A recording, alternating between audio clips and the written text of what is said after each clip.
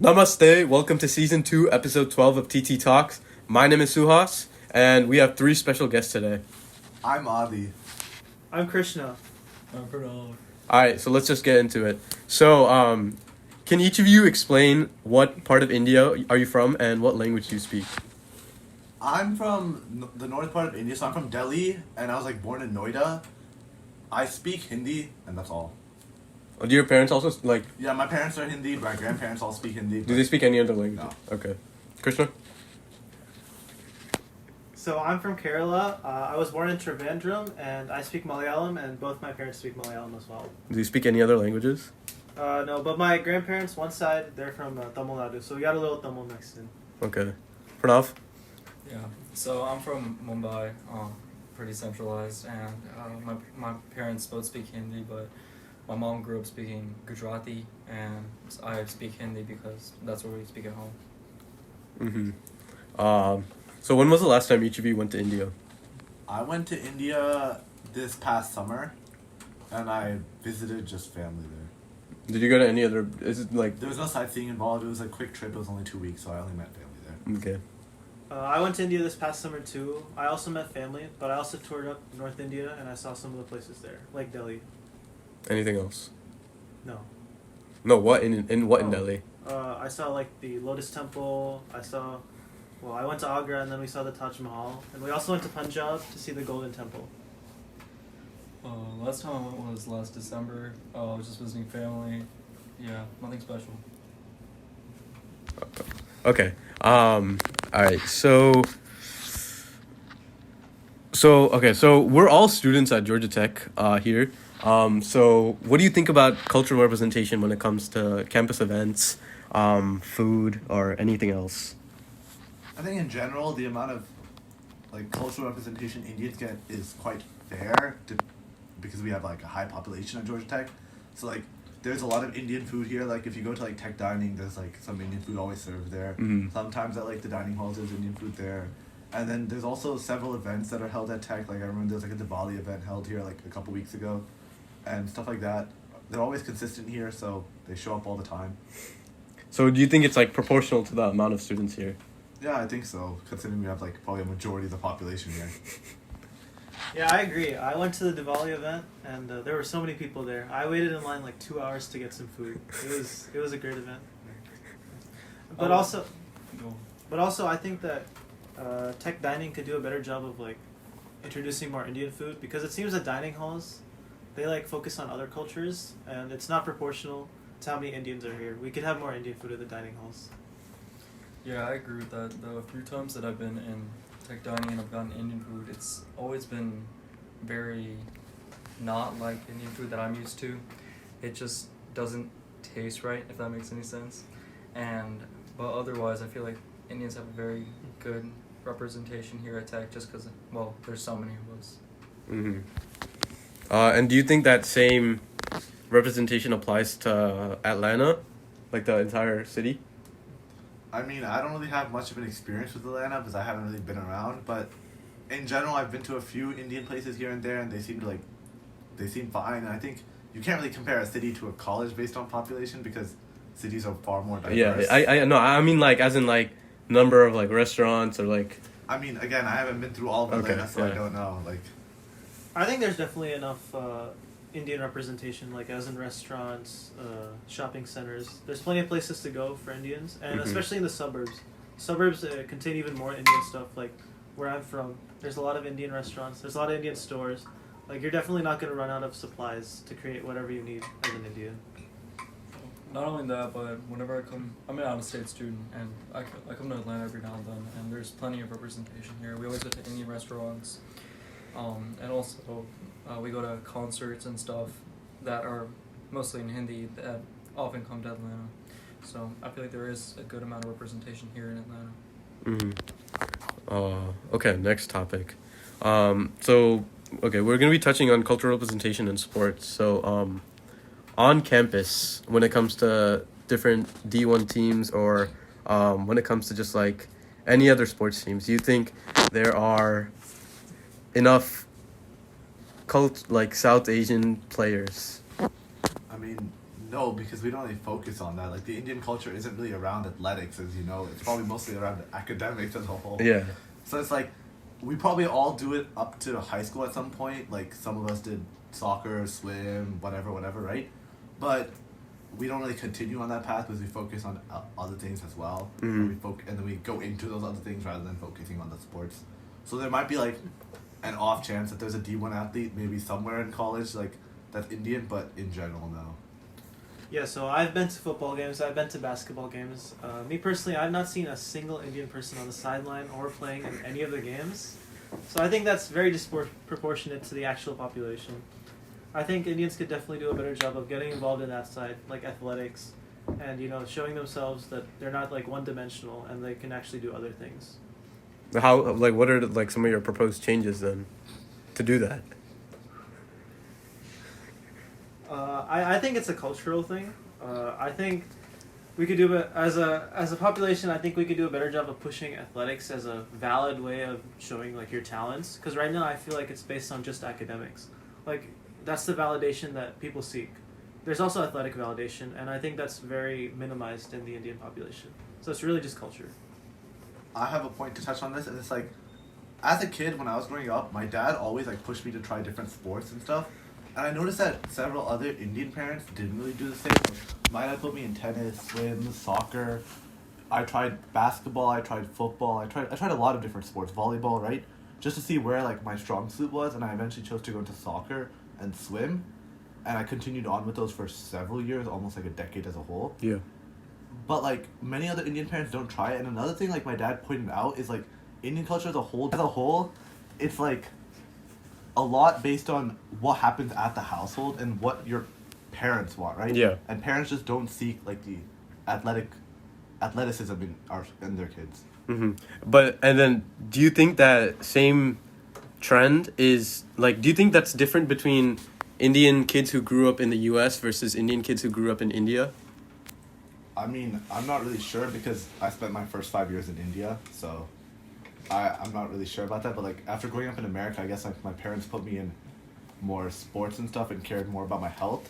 And when I went back to India this summer, my cousins who are 10 and like 12, they're also doing like sports and they focus a lot on their health.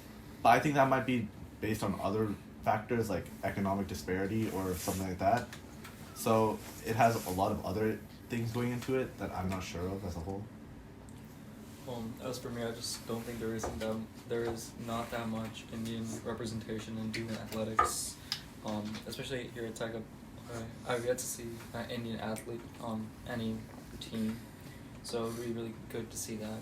But I also kind of agree with Adi's point that there isn't just that much of a cultural push towards that. My parents too put me into a lot of sports when I was young. I played basketball, soccer, a little bit of hockey, baseball, tennis, and then I eventually settled on some sports. But after almost high school, it wasn't really pushed as much as academics. So I feel like Indian parents need to try to stress the importance of both, not just focusing on one thing.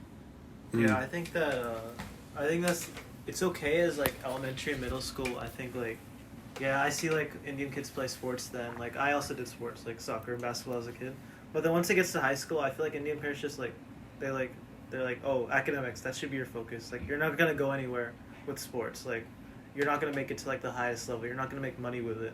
So what's the point of you doing it?" So I think that's like a bad mentality because it cuts off like sports completely, and I think that's what we should change.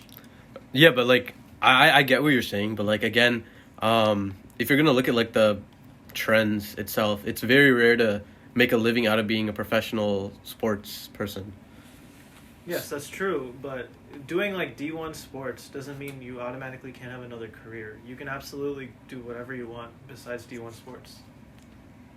Mm-hmm. But that whole thing comes from like time trade-offs and just seeing if you're able to balance a heavy academic university schedule and being a D1 athlete. I just think India's placed way too much emphasis on academics. Like Okay. you don't need to put that much time into academics. It's not necessary. So a lot of that is just wasted at the end of the day. I kind of agree with that, but the thing is that I don't think I would have gotten to school like Tech or other schools that I got into because of athletics. me personally, I'm not very genetically enabled to play sports. I'm fairly athletic, but I don't have any defining features or factors that just let me completely excel at any one sport. So, with that, I mean, focusing on academics allowed me to get into such a good school. Mm-hmm. All right. So next question, media. So, just a general question: have you guys watched any or listened to like any like cultural songs, movies in recently? So, I used to as a kid, but like I've kind of like dropped the ball a bit. I don't really watch. I don't really watch it as much. I don't really like play any or like I don't really do anything involving Indian culture anymore. I don't listen to any songs. I don't watch any movies. Like the big movies, like Three Idiots, for example. Like everyone's watched, right? I watched that as a kid a lot. Mm-hmm. And Hindi movies as a whole, I think like Bollywood's kind of fallen off. Like it's not as good anymore. So it's So you're like- just not interested. Yeah, I've lost the interest in it. As a kid, it was cool, Yeah. but like the plots are always the same. It's the same sort of romance story all over again every single time. So I just can't watch it anymore. Krishna? So, as a kid, I definitely watched movies with my parents. There was this like one like 30 song CD that I remember that I always listened to on car rides. It was very memorable for me. But I would say the last Indian movie I watched with my parents was in middle school. So it has been a long while since I watched Indian movies, and I don't really listen to Indian songs anymore as well. It's just kind of fallen off for me. Do you watch it with your parents? What? Like if your parents like have like a Indian movie going on, do you? No, like, I don't watch Did it. you not watch like the '83 movie, like the Cricket World Cup movie? That's very famous. When was I this watched released? that one. Like the past like 6 months. It was released around the same. No, It wasn't like 6 last year. months. It was like. Oh yeah. a Okay. year Touching and a on half this, ago. what do you guys think about biopics? What's that? Like movies about someone like an athlete's life. Oh, I like those movies. Yeah. I personally like those movies. Those movies are great. I mean, like the Netflix documentary about Michael Jordan was pretty great. So it's like the same concept with the movie. I think like the MS Dhoni movie, like that, like Yeah. it kind of showed his struggle. It like made sense of his issues and like traced his journey from like start to finish. Mm. And it was just really wholesome as a whole. Is Like there a Tendulkar movie as well? Yeah. I don't think I've watched it. I think I watched the Tendulkar movie. I did not watch that 83 movie that you touched on. I in my opinion, like I feel like those biopics are like good examples, but I heard that they also fake a lot of the aspects of athletes' Of life. course, they over dramatize. Yeah, they over dramatize stuff. Like, do you think that's? I think that's fine. You think that's fine? Yeah, because it's for money. You gotta make the movie work somehow. Yeah. Yeah, Otherwise, okay. otherwise, like think about like reading an autobiography. You could never read it, right? You want to read it with dramatized portions, so it's better and more enjoyable for everyone to read or watch, right? Mm-hmm. That's why I called you. I sounded like I jumped out of bed. Pranav, did you have anything on media? Oh yeah, I mean, as a kid, I used to watch a lot of Indian shows with my family. I think almost exclusively I watched Indian shows, and I also watched a lot of Indian movies. But as I grew up and I was focusing on other things, I watched less and less shows, and eventually with things like Roku and Netflix, I just kind of started watching my own thing. I still sometimes will watch Bollywood movies, but a vast majority of the time, I'm not really connected with it. Like even now, when I watch like an Indian movie, I almost need subtitles. But before, I could listen to like a Hindi movie just fine and just understand everything immediately. Just a small pointer. Like, did any of your moms watch a show called like Crime Patrol? Yeah, my mom did. That I show, don't know. That show gave me nightmares. Like it, I just can't get over the fact that they watch stuff like that. And also about media, I think part of the reason we can't get into it is because the shorter form of the media, like some sort of like drama television, yeah. right? It's not very good, right? So it's very hard for us people with short attention spans to get into it. They emphasize their movies more than their shows. So Mm. Mm-hmm. You guys think about since you guys are all students at Georgia Tech, how are the major what are like all of your guys' majors, and do you think like cultural plays like any role in you deciding that major? So, I'm a CS major, and this past summer I went to my friend's graduation. He got a BS in computer science. He's also Indian, right? And when I went there, I'd say like 70% of the CS majors or like the CS graduating people were like Indian of some sort. So it's like, I think like the amount of like people in CS or like in engineering as a whole is too high for Indians, which I think which is played a part in by culture, as like when you're a kid, I think your parents not pressure you but kind of tell you to like, I think CS or like engineering is like a stable way to like make a good amount of money, or being a doctor, for example. Like, you can get into these fields by working hard and being smart, and then just live life stably for like your entire life. Mm-hmm. Yeah, I think money is the main motivating factor for Indians, and the culture just values that very highly. And yeah, it's like if you're Indian, your career fields are limited to like CS, doctor, or like lawyer in some cases, right? Like a lot of parents just like pressure you into that. As a kid that kind of didn't grow up with a tech family, like I feel like all of you guys had some sort of tech parent, but for me, my dad was a business owner and my mom was just a stay-at-home mom. And what that kind of led to was, well, me just being genuinely interested in engineering. As a kid, I was just more curious about like how things work, and that kind of just led me to engineering. But as a whole, I do agree that they really do focus on careers that make a lot of money, and I feel like there should be a greater representation of people in those majors that don't make a lot of money, just so Indian people can be well represented in all facets of society. Okay. So you just think that the stigma regarding just being a doctor or an engineer. I just want to add, I think the feeling of disappointment rather than anger actually hurts more, because like if your parents are disappointed in you, that feels different than anger. Like, anger doesn't affect me much, but disappointment, it really makes you want to change. I agree with that. when you see that slight nodding of the head, and you can see the shame in their eyes, you feel like a different man at that point. You're like, I've grown up. I know what to do now. And then you make the same mistake next week. Real. Okay. Wow, Okay, I'll listen. Okay, so on to our final topic. So, based on when you guys last went to India, what do you think is like the most surprising culture shock? So for me, I guess it was like just the quality of everything, like roads, cars, everything is just worse, right? But like it also, like, between the last time I went to India and the second to last time I went to India, the improvement was so much. Like, I'm from North India, and that place is like far more beat down than a lot of places in South India. And I also like live in a village where my grandfather lives in, and the roads surrounding it used to be absolute trash, like basically just mud or like dirt. But now they're like actual asphalt, and like everywhere we go is like nice clean roads. The traffic signals in like Noida, where I'm from, or like near like a suburb of Delhi, change so that if you honk, the timer increases more. So you have to spend so the amount of noise pollution went down, and there was small changes like that changed a lot from where I'm from. Imagine like honking though, like you want to go, it's turning yellow, and then you just start honking, so you could just like keep it yellow. That'd be so smart. So my thing is related to that and roads. So when I last went to India, I started driving. So I understand like drivers. Did you drive in India? No, like I drove in America, but like I understand like I drove a motorcycle drivers in more. India. Yeah, I've never actually driven in India, and I don't want to, because the drivers there are just, they have like no morals or ethics. And I think that like just looking at it, like South Indian drivers are bad. Like they're pretty bad. But like going to North India, it's just like there's zero space on the roads. Like there is like not even like an inch between cars.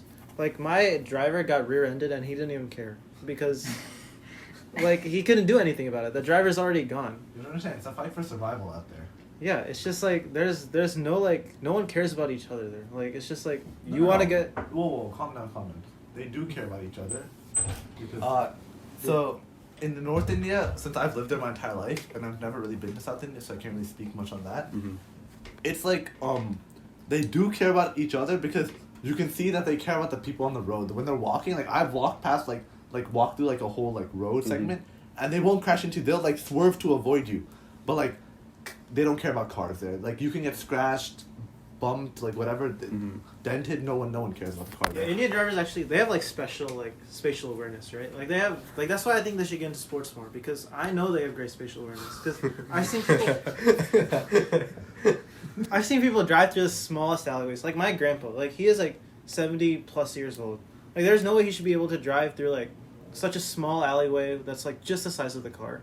Like Indian drivers, you need to have like more talent there, and I think that we should change. That India should definitely change it. Like, first off, it's like an infrastructure problem. The roads there are not well maintained, and I get that like. But the they're weather- definitely getting better. Yeah, I they might be agree. getting better, but like the roads, like I get it because the weather there is not great for like road environments. Like it's very like moist in like South India, and, like the rain doesn't help roads.